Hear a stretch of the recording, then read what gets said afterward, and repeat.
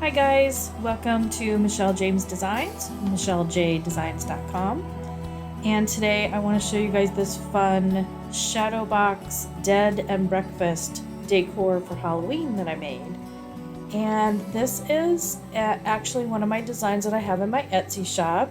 I will put the link down below to the shop and specifically to this design if you'd like to see it in the shop and read all about it. It's a very fun design and I think it looks really cute on this, but it will also be great on t-shirts or whatever you want to put it on. So I'm going to show you guys how I made this today. So I started by adding the design into my Cricut design space, bringing it in, and then I just moved it up to the corner like I always do and then resized it. This shadow box is a 6x6, so it needs to be pretty small. One thing I will warn you about on those little tiny, the text at the very bottom of this, it can get really small. So if you're doing a small design like I am, I just left those off this time. It's just not worth the headache to try to get those little things weeded and get them looking nice. So I just left those off. So what I'm doing now is I'm grouping all the colors together. So the dead and breakfast text is going to be a glossy black, so I did those separate. The orange parts are a metallic vinyl from StyleTechCraft that I love. So those are separate. And then the haunted house and the bat, I made those a separate color as well because I want to use a metallic vinyl from StyleTechCraft as well on the house and the bat. So once I got my colors grouped together, you want to attach them at the bottom right corner, attach, and then what will happen is when you go to create the design, Cricut will automatically separate these into different colors on the mat, but they'll keep them in the shape that they're in. They won't scramble them up to save space. They'll keep them where they are because when you're layering vinyl, you want to make sure that they're in the right spot. So there's all my matte colors. So I cut out each color separately, of course. I chose vinyl, and for the glitter vinyl, I went to search products and typed in glitter vinyl.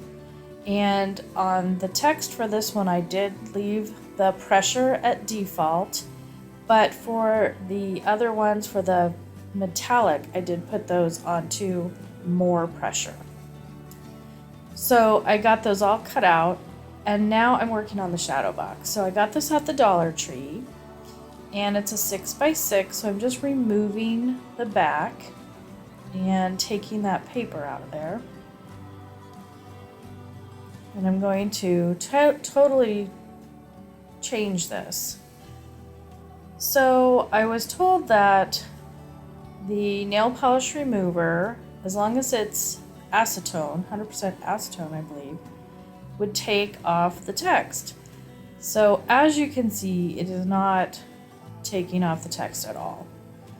So I'm just feeling it to see if it's raised or if it's what it is. I don't know. So then I tried the alcohol and that didn't work either. So my last resort, and I already had tried it, you can see, is to take this razor blade and to scrape off the wording.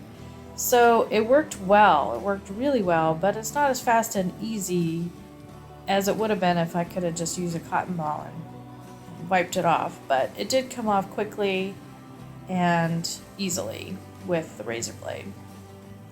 Just a little more time consuming.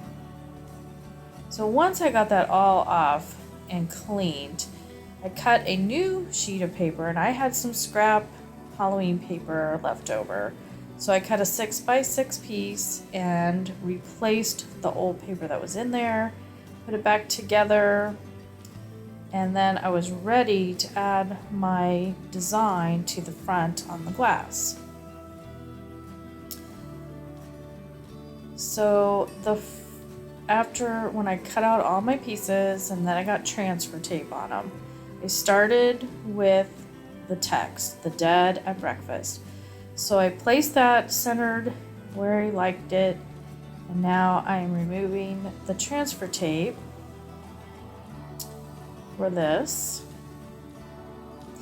And if you get a little piece that just won't budge, what I did was used my little tool from StyleTechCraft and just kind of helped it along.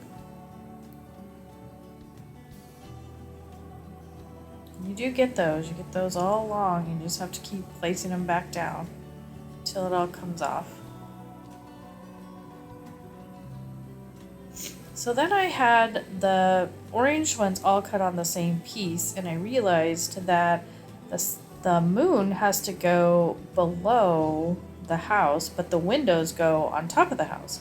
So I cut those apart, and then I kind of had to use the little house design with the moon to make sure I got it placed correctly. So I just kind of put this, I didn't put it down, I just kind of held it there and then placed the moon underneath it where I liked it.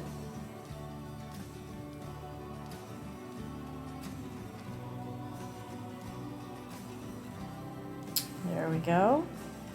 There's a little teeny bubble in there. I don't know if you can see it right there, but that's fine. So now it was time to place the house down. I love this little haunted house. There's a cute little fence, and so just wanted to get the fence in there centered and get the little top part right over the moon. The bat is on here too, so he wants to fly, where the moon is behind him. So this FX metallic glitter paper is really cool. It has a nice design to it and it's really pretty, but I have to say that at sometimes it is a real pain to cut out of the Cricut. It's thicker, and that's, I think, with every glitter. Oh, there was a little spot in here that I didn't get weeded out, so I was trying to do that, but I ended up just putting the windows down and doing that in a little bit afterward. Anyway, this vinyl, you have to be careful. You have to use the pressure as more if you're on a Cricut. If you're on a Silhouette, I think you can adjust your pressure, so use more for that. And you just have to be patient with it, and I don't think I would try cutting out anything real intricate or detailed. I would definitely stick with designs that are larger and more simple, I guess. Nothing with a lot of detail. So this is just a little window. I didn't even bother putting transfer tape on that. I'm gonna peel it off. It's just one little thing by itself.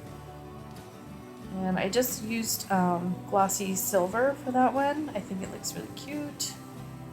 Just gonna use my tool and kind of help it to get into place because my fingers are too fat. My fat finger syndrome. Now I'm gonna get that piece out. It's like the little front porch of the haunted house. It doesn't look bad the way it is, but it looks cuter without it. There we go. I'm just gonna pull that out. Now my design is all done. Doesn't it look cute? So then I just put it together with some lights from the Dollar Tree and my glasses that I did a couple years ago, my Halloween glasses. And Dollar Tree has some really cute Halloween things out, and they just started putting it out, so if you can get over there. Anyway, I think it looks really fun and really cute.